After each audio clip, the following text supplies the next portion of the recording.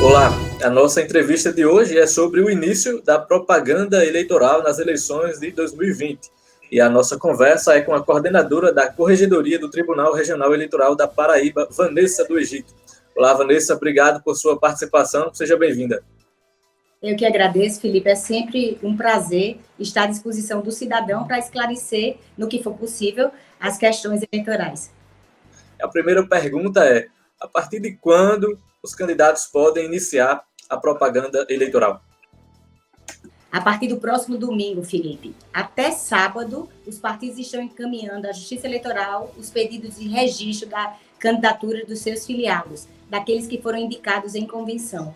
Então, a partir de domingo, os candidatos cujos pedidos de registro tenham sido encaminhados à Justiça Eleitoral já poderão começar a sua campanha eleitoral, 27 de setembro.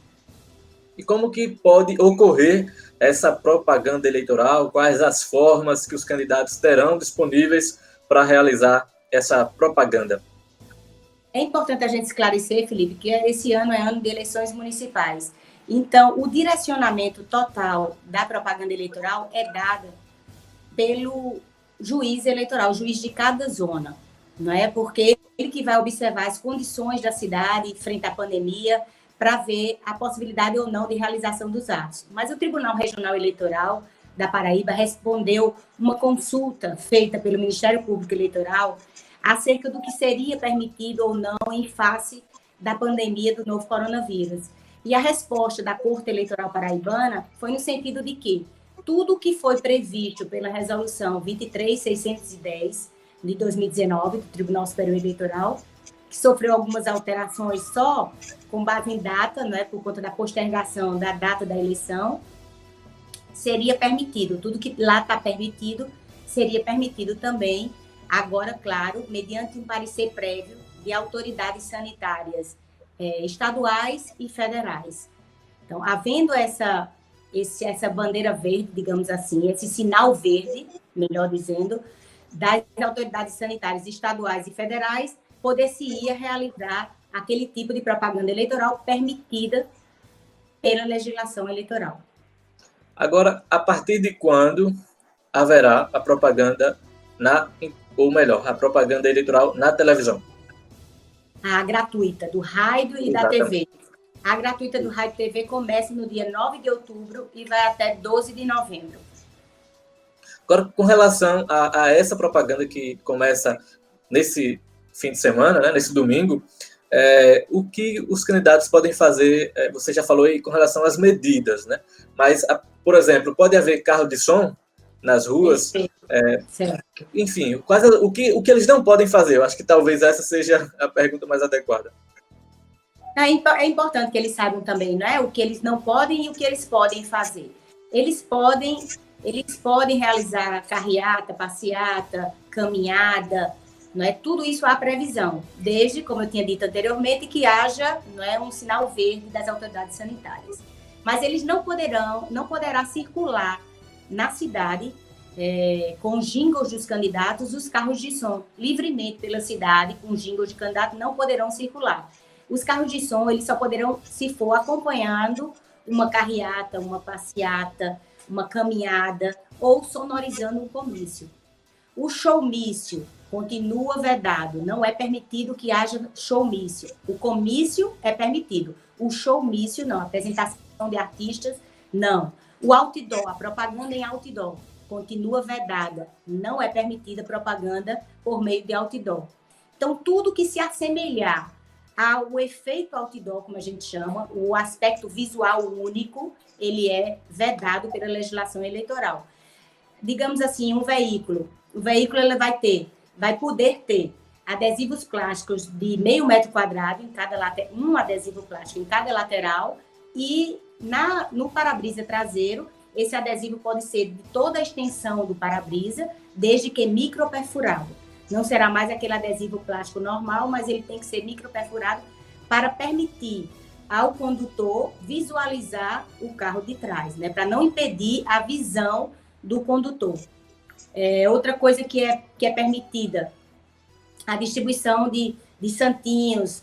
Agora, com a pandemia, também essa distribuição, você também tem que manter a distância mínima para outra pessoa, porque agora tem outras regras que entram em cena. Não são apenas as regras eleitorais. Não é? Então, outra coisa não permitida, as bandeiras ao longo das vias públicas vai ser permitido, mas desde que móveis, elas não podem ficar fixas lá.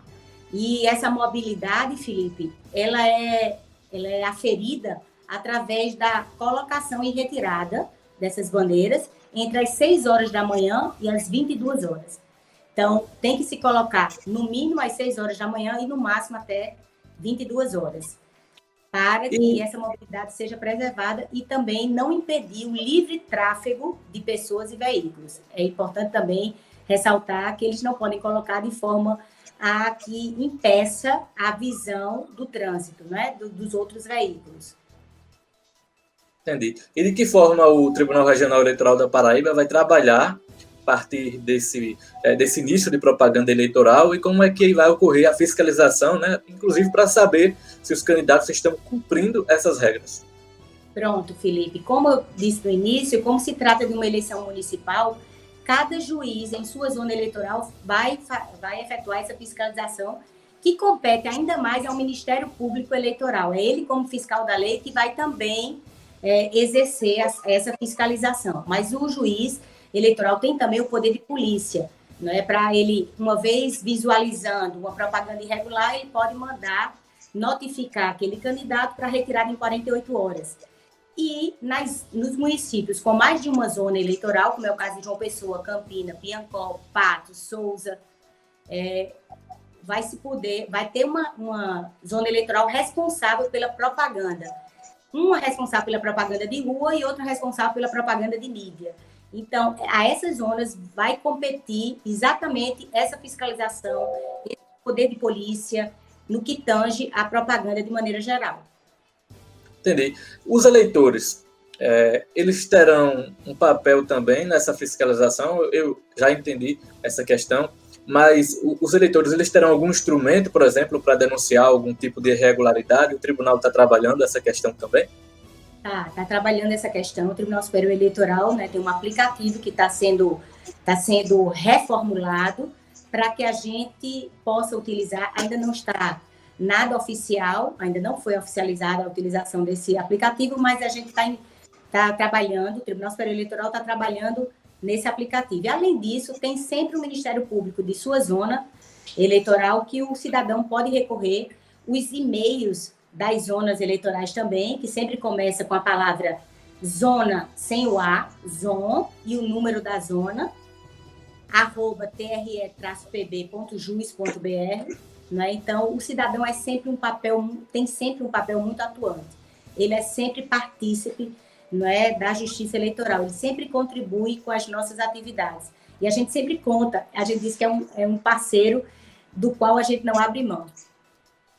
Antes de finalizar, Ivanessa, a gente inclusive vai tratar disso outrora de forma mais detalhada, certamente, mas o eleitor também poderá fazer isso online, né, a propaganda eleitoral, e eu gostaria que você deixasse uma mensagem, né, para os eleitores, nesse finalzinho da entrevista, para que eles pudessem ter a ciência de que a propaganda eleitoral está permitida, mas que isso precisa ser feito com responsabilidade, né, tanto pelos eleitores quanto pelos candidatos, e respeitando as regras eleitorais e as leis. Com certeza, Felipe, muito bem posta a sua pergunta, e é uma preocupação de nós como cidadão. Aí não vai só apenas uma preocupação da justiça eleitoral, mas de nós como cidadão. A eleição é uma grande festa democrática. Então, o ministro Carlos Aires de Brito sempre dizia isso, eu gosto muito dessa comparação, de eleição a uma grande festa democrática. É na eleição que a gente exerce a nossa cidadania, que a gente tem condições de influenciar diretamente na condução, né, do nosso estado, do nosso município, agora no caso do nosso município. Então, é importante que o cidadão tenha responsabilidade. Que ele queira que A ou B ganhe, ótimo, é excelente que ele tenha um partido com o qual ele se filie, né, com cujas ideias ele se filie, mas que ele tenha responsabilidade na hora de postar as informações, que ele cheque as informações, que ele não seja um vetor de transmissão de desinformação, porque nada pior para uma democracia do que a desinformação.